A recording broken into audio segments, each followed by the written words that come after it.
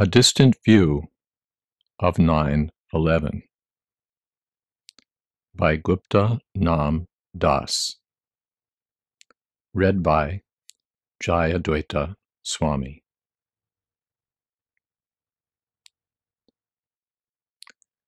The policy of wise rulers has always been to disguise strong acts under popular forms. Thomas Babington Macaulay, 1800 to 1859. History of England, Volume 1.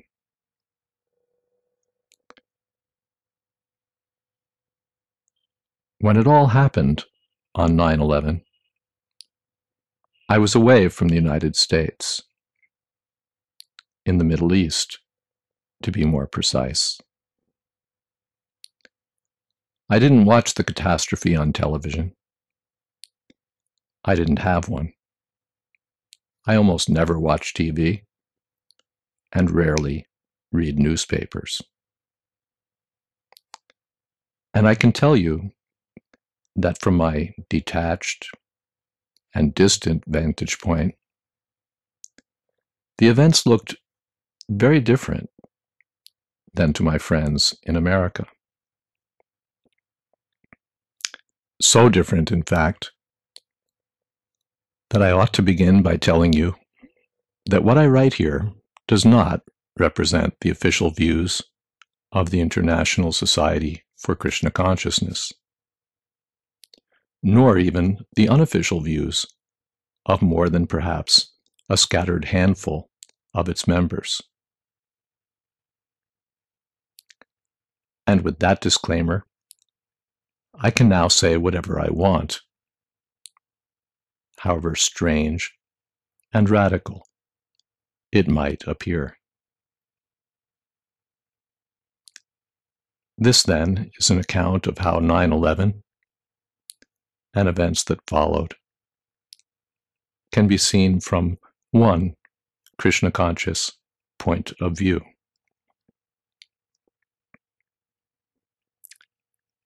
The towers fell, and within weeks, American troops were in Afghanistan, soldiers of a global war on terrorism. But to me, how should I say this? It didn't look real. That is to say, I felt a growing sense I was witnessing a colossal and demonic fraud.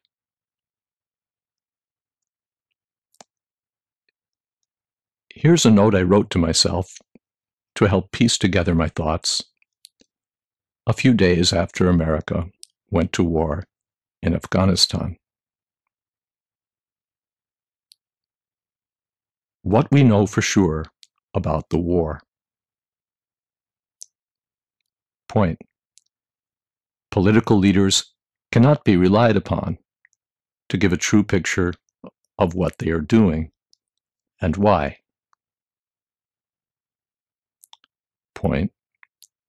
The news media cannot be relied upon to give a true picture of what is happening and why. Point. America opposes terrorism, of which America itself is the object. Point. When America is not the object, America often shows itself indifferent to terrorism, or actively initiates or supports it. Point. America, therefore, is not globally opposed to terrorism. Point. That America's goal is to rid the world of the evil of terrorism is therefore a falsehood. Point. We can presume, therefore, that America has other objectives. Point. America has substantial economic and military interests in the Middle East. Point. Regardless of what else is going on, America is unlikely to put those interests aside. That's the note. Now, going point by point. Political leaders cannot be relied upon to give a true picture of what they are doing and why. I take this as axiomatic. The history of politics is largely a history of lying. And my mind turned back to something written by my spiritual teacher, His Divine Grace, A.C. Bhaktivedanta Swami Prabhupada, in his commentary on the Vedic scripture, Srimad Bhagavatam. Writing in 1964 or 65, he had depicted demonic, morally rotten ultra-materialists, in Sanskrit called asuras, in a way that now seemed helpful in sorting things out. He'd written, "The asuras want to enjoy a life of sense gratification, even at the cost of others' happiness. In order to fulfill this ambition, the asuras, especially atheistic kings or state executive heads, try to equip themselves with all kinds of deadly weapons to bring about a war in a peaceful society. They have no ambition other than personal aggrandizement. And thus, Mother Earth feels overburdened by such undue increases of military strength."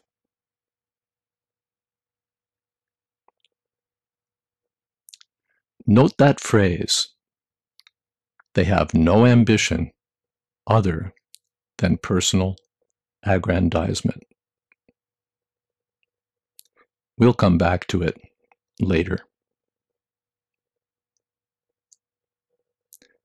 Next point. The news media cannot be relied upon to give a true picture of what is happening and why. Another axiom. In the words of no less an American than Thomas Jefferson, "The man who never looks into a newspaper is better informed than he who reads them, inasmuch as he who knows nothing is nearer the truth than he whose mind is filled with falsehoods and errors." Next point. America opposes terrorism, of which America itself is the object. Well, obviously. Next. When America is not the object, America often shows itself indifferent to terrorism, or actively supports or initiates it. Examples abound. America supports Pakistan, notorious for its ongoing terrorism in the Indian state of Jammu and Kashmir. And America elsewhere? Shall we pick up another example? Writing in the Sunday Times, London, here's a British Army officer who in the 1980s helped train backward Afghanis into effective modern guerrillas. The Americans had been keen we teach them urban terrorism tactics too, car bombing and so on, so that they could strike at Russians in major towns. Personally, I wasn't prepared to do that, although I realized that eventually they would find someone who was. Next. America, therefore, is not globally opposed to terrorism. Simple logic compels this. And the rest of the story is simple logic, too.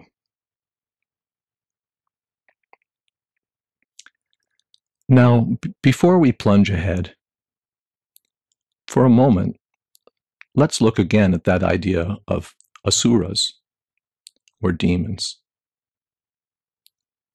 The term here refers not to fiendish devils with horns, tails, and cloven hooves, but to human beings who will do anything monstrous to serve their own ends. The men who will cut the thumbs of village weavers so that cloth mills far away can turn a better profit. The heads of state who will shoot and starve 3 million of their own people. The cigarette men who will pay psychologists and ad agencies to sell tuberculosis and cancer to children.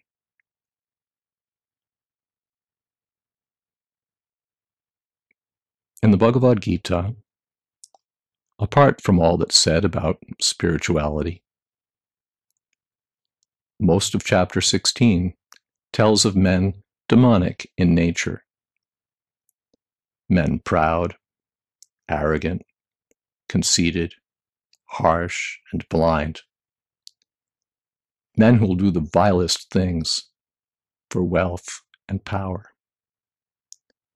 Liars, cheaters, and murderers, often quite sophisticated and refined, who will promote vicious enterprises that bring suffering and destruction to the world.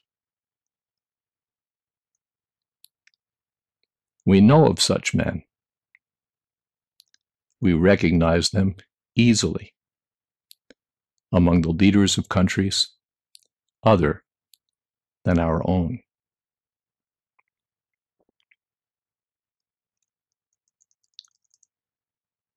Coming back to what I saw from my distant vantage point in the Middle East, the drama of the Twin Towers, the hijacked planes, and the burning Pentagon was so emotionally gripping. The outrage of the American people so strong. Their resolve to protect their homeland and their way of life so determined that who could doubt the rightness of their cause?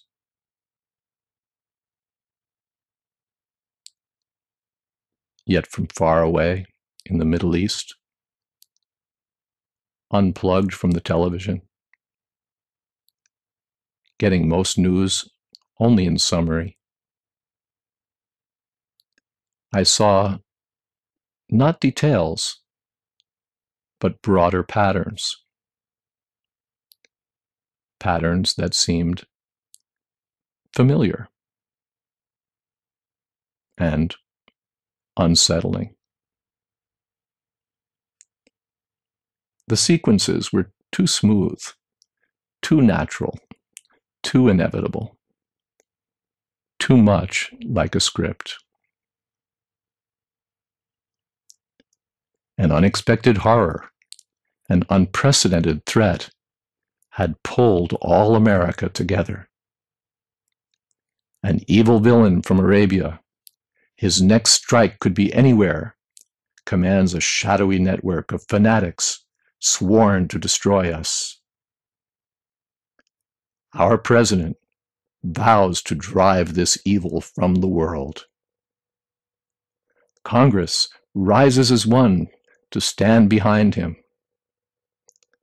Allies from around the globe join hands in a coalition. Men and planes and ships, tanks and guns and the latest high-tech gear move off in strength to Afghanistan to crush that evil force, wherever it may be. In outline, a tragic disaster and a terrifying threat, and to protect all we hold dear and sacred, we send our brave young men to what by coincidence is the most strategically and economically crucial part of the world. Southeast of Europe, northeast of Africa, south of Russia and the former Soviet Union, west of India and China, and right in the middle of the world's largest known reserves of oil.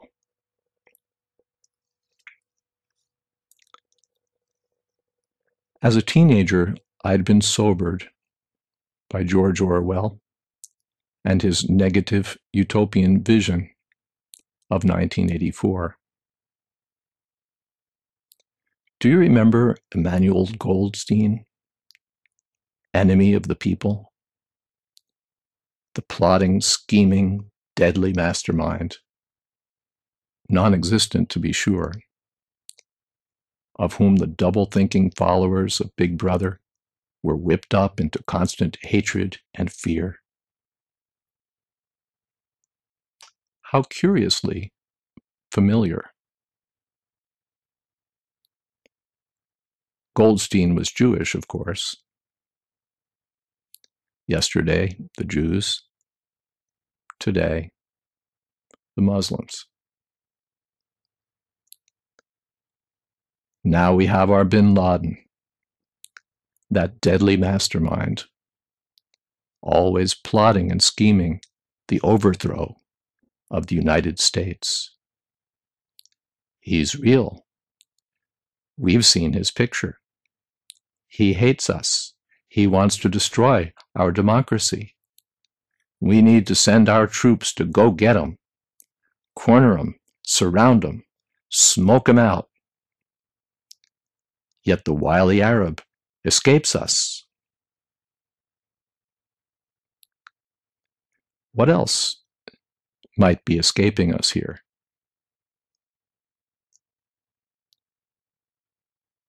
Before 9/11, if our president had told the American people, we need to rush soldiers to Afghanistan and Iraq, would we have acquiesced? Yet after 9/11, to defend our homeland, our democracy, our American way of life,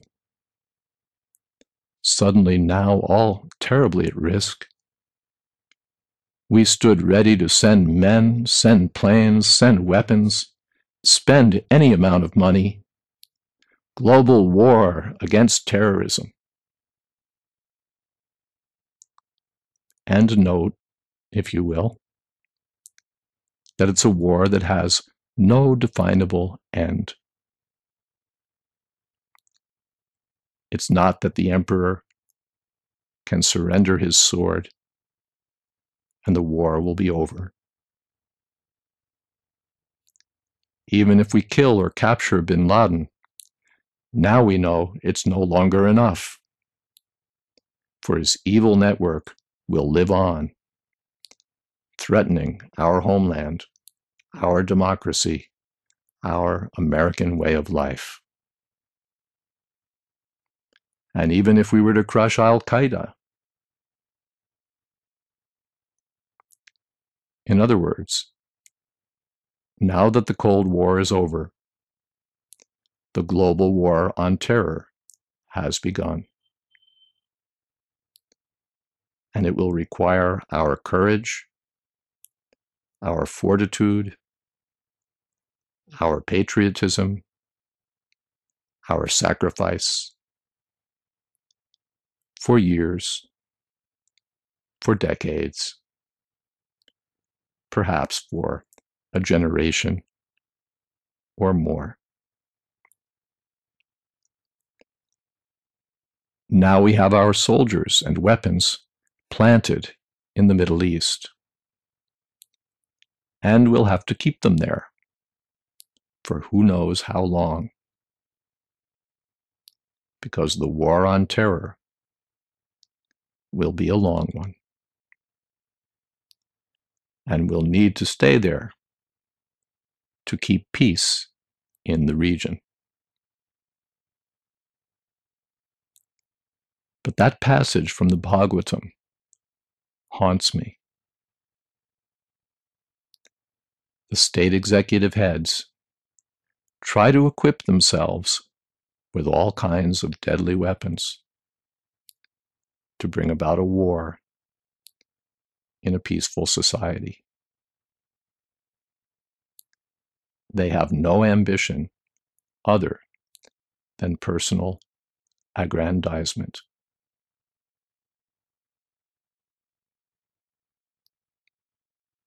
Could it be true?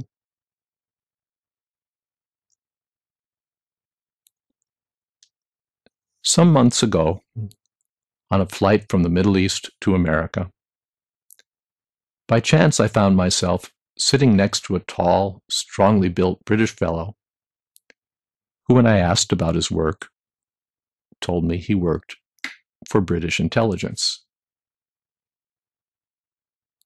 He was stationed in America, on loan it seems, and was just returning there from Iraq.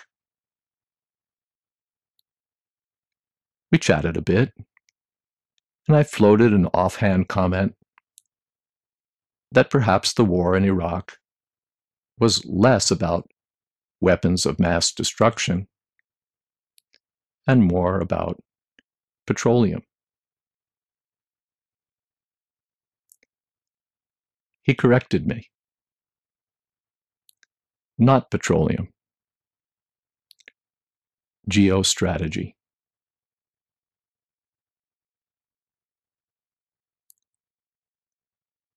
I'm sure that wasn't classified information, and I didn't probe for any.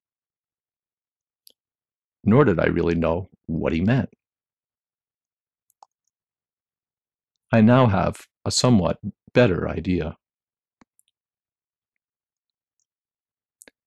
There's a fascinating book by Zbigniew Brzezinski, formerly National Security Advisor to President Carter, called The Grand Chessboard, published in 1997. There, Dr. Brzezinski, obviously a brilliant man, articulates the core of America's geopolitical agenda. In essence, for America to retain its standing as the paramount military, political, and economic power in the world,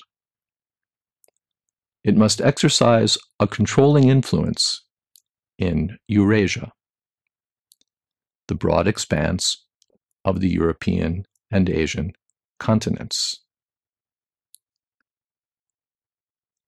Dr. Brzezinski writes, about 75% of the world's people live in Eurasia, and most of the world's physical wealth is there as well, both in its enterprises and underneath its soil.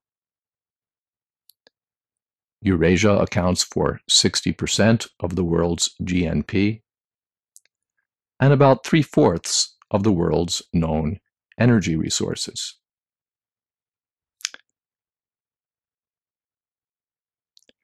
And on the grand chessboard of Eurasia, the fate of the Middle East, southeast of Europe, northeast of Africa,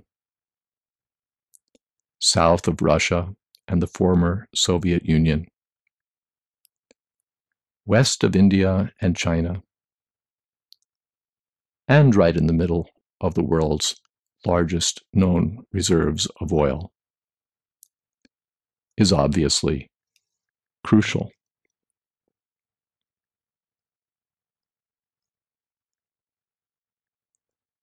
Would the men who lead America in pursuing its objectives invade a sovereign Middle Eastern country on the pretext of combating global terrorism?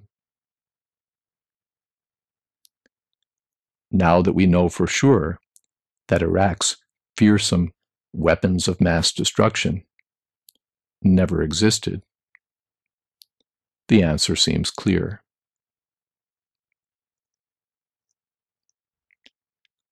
For countries to attack one another on a pretext is nothing new. Other countries do it, and certainly America as well. The notion that American leaders had foreknowledge of the Japanese raid on Pearl Harbor is still a subject of dispute. That American Marines in 1893 invaded Hawaii on the pretext of protecting American lives and property, but actually to secure a monopoly on the sugar crop, is mainline history. And other such examples, the Spanish-American War comes to mind, are not hard to find. That remark still haunts me. The state executive heads try to bring about a war in a peaceful society. They have no ambition other than personal aggrandizement.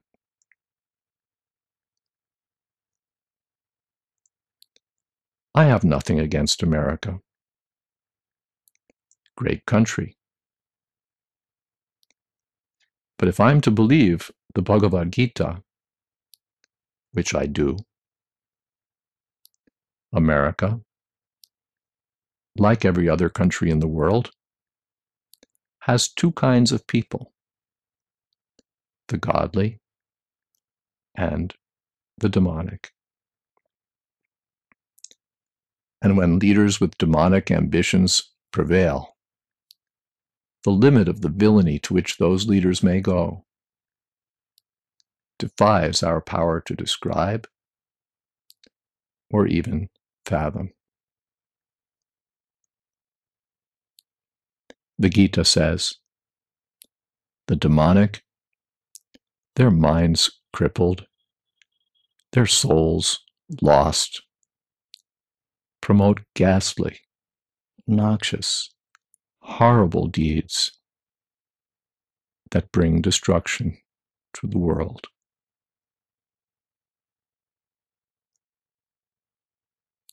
Yes, I believe that. I don't trust conspiracy websites or videos that purport to show the World Trade Center exploding from within, or the Pentagon being hit by a missile rather than a plane, or theories that the world is run by a handful of men sitting somewhere in New York. How can we know? And there's a footnote here. A handful of men in New York aside, since the writing of this essay, sober presentations of fact have obliged me to become less dismissive of suggestions that, for example, the collapse of the Twin Towers may have involved deliberate, controlled demolition. For a lucid, balanced, credible summary of such ideas, see The New Pearl Harbor by David Ray Griffin, Emeritus Professor of Philosophy of Religion and Theology at Claremont School of Theology.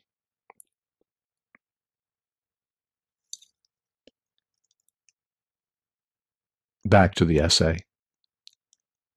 I don't trust conspiracy websites or videos that purport to show the World Trade Center exploding from within, or the Pentagon being hit by a missile rather than a plane, or theories that the world is run by a handful of men sitting somewhere in New York.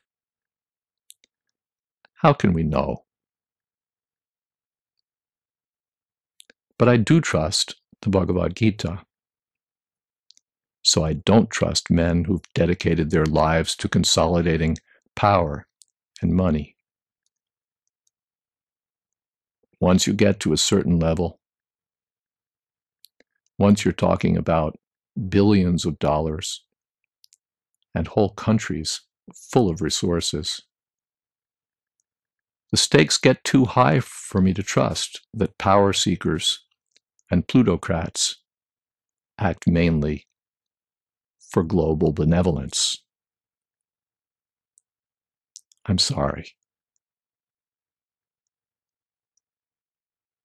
In the words of the Gita, they believe that to gratify the senses is the prime need of human civilization. And for that end, they'll pull money together by any despicable means.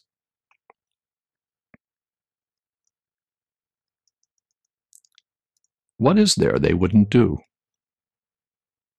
For wealth, for power, for lust.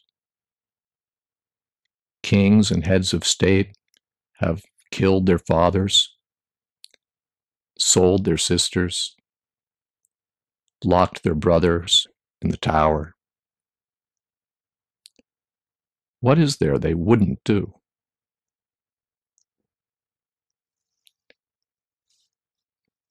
Would the leaders of America invade a sovereign Middle Eastern country on the pretext of combating global terrorism? We've answered that already, haven't we? We know from the war in Iraq. But for whatever the purpose, would America's leaders sacrifice innocent civilian lives? We know that too. After undertaking an on-the-ground survey of deaths in selected areas of Iraq and using the results to reckon the total deaths in the country, a team of researchers wrote in the November 2004 issue of The Lancet, the London-based medical journal, making conservative assumptions, we think that about 100,000 excess deaths or more have happened since the 2003 invasion of Iraq. Further, most of those deaths were from violence,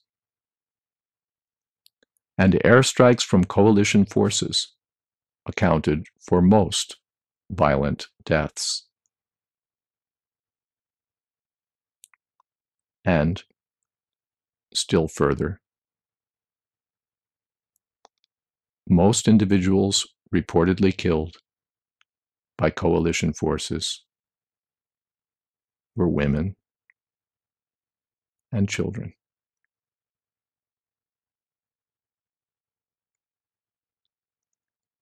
That, of course, is beyond the 1,835 fatalities in the US-led coalition as of May 2005.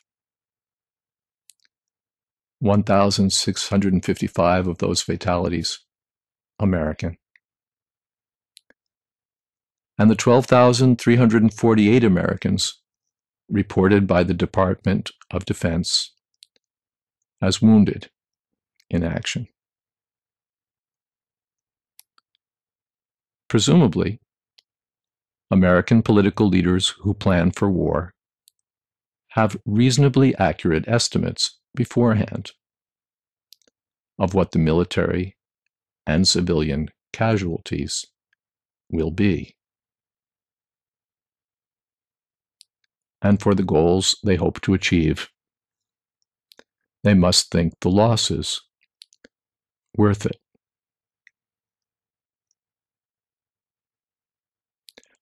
What other losses might be worth it?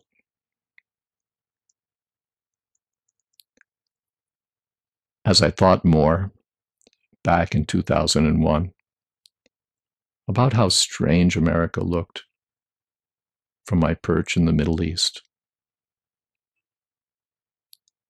and I thought about the World Trade Center attack and the global war on terror, and as I thought about how certain vested interests stood so much to profit from oil pipelines, from defense spending, from hidden agendas, it looked to me like one of three things had happened. Either that evil renegade Osama bin Laden had demolished the World Trade Center, and American political and military leaders had taken the opportunity to do precisely what they must have been hoping to do all along: send off their armies to secure military and political primacy in the Middle East.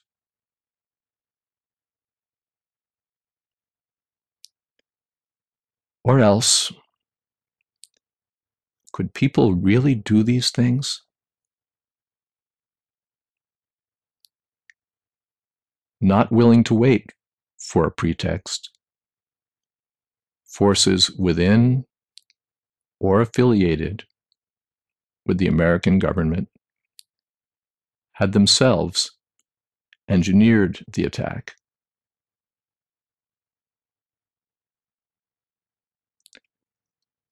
Or else, perhaps a third alternative.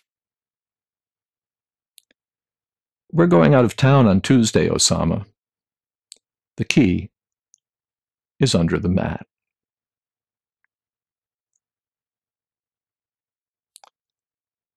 I might put the question like this: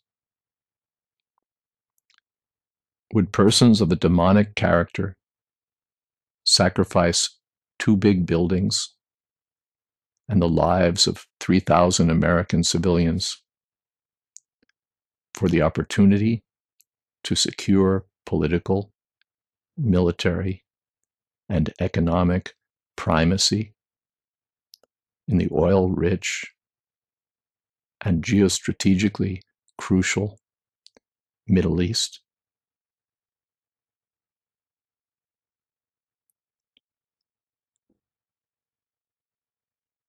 Back in 1997, Dr. Brzezinski had written, "It is also a fact that America is too democratic at home to be autocratic abroad. This limits the use of America's power, especially its capacity for military intimidation. Never before has a populist democracy attained international supremacy. But the pursuit of power is not a goal that commands popular passion." And this is in italics. "Except in conditions of a sudden threat or challenge to the public's sense of domestic well-being."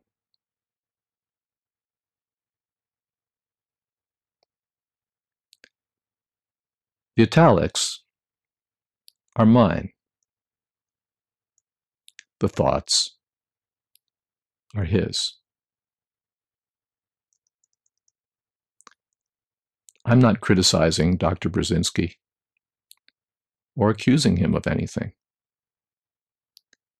He's known as a political and military realist, and he's just stating facts.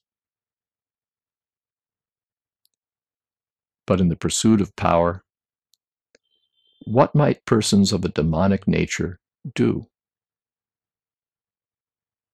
The Gita says of them, they don't know what they must do, nor what they must not.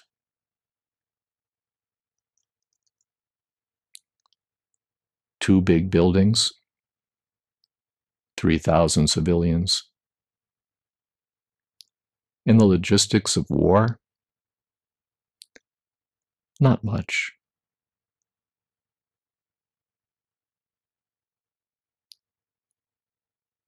According to the Gita, the demonic person thinks, so much wealth do I have today, and I will gain more according to my schemes.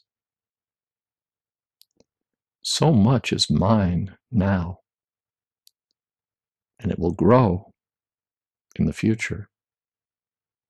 More and more. He is my enemy, and I have killed him. And I shall kill my other enemies also. I'm in control. I can enjoy.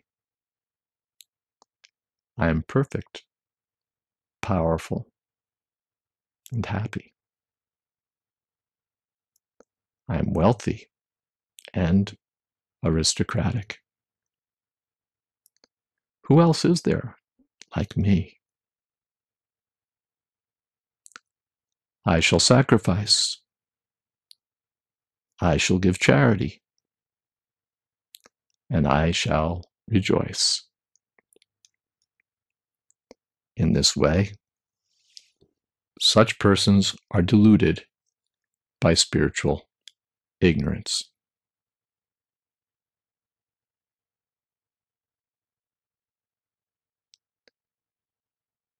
Well, there you have it. One man's odd view of 9/11, seen from a distance, and with some insights from the Bhagavad Gita.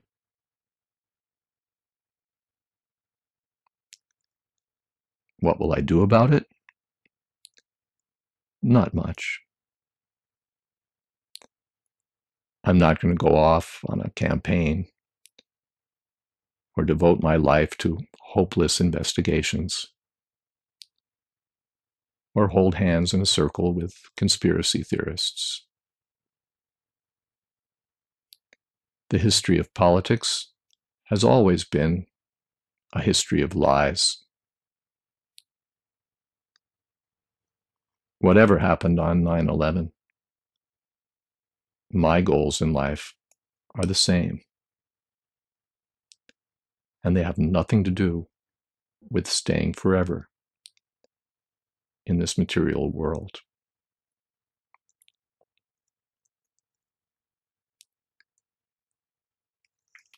But as long as I'm telling you the story, I might add one more little item.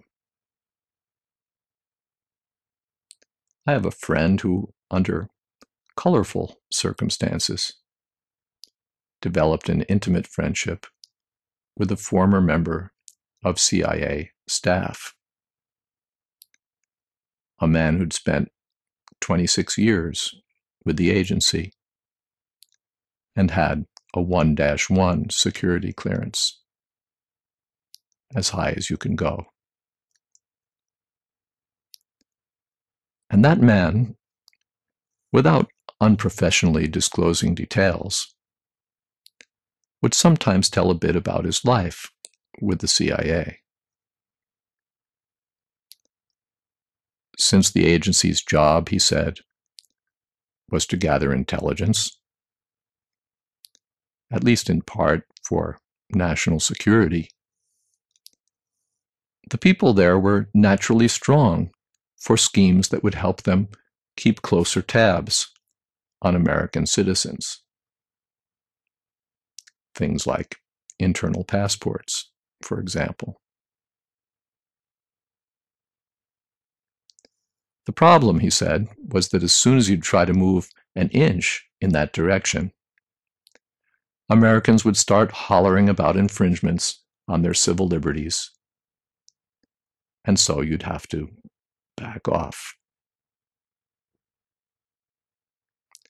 And therefore, he said, the agency had this in mind.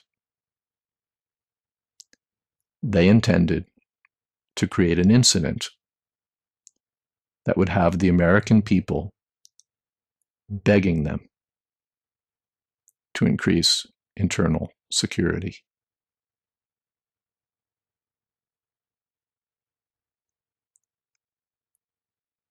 And I tell you this only because my friend told it to me